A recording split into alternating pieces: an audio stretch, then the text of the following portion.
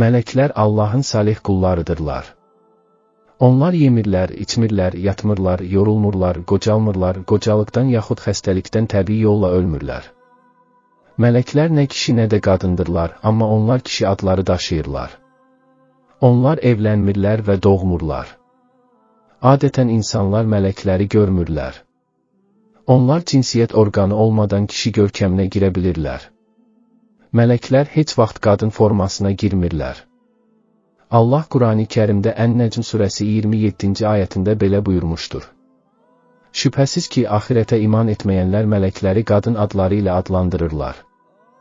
Yəni düşünürlər ki, mələklər qadındırlar.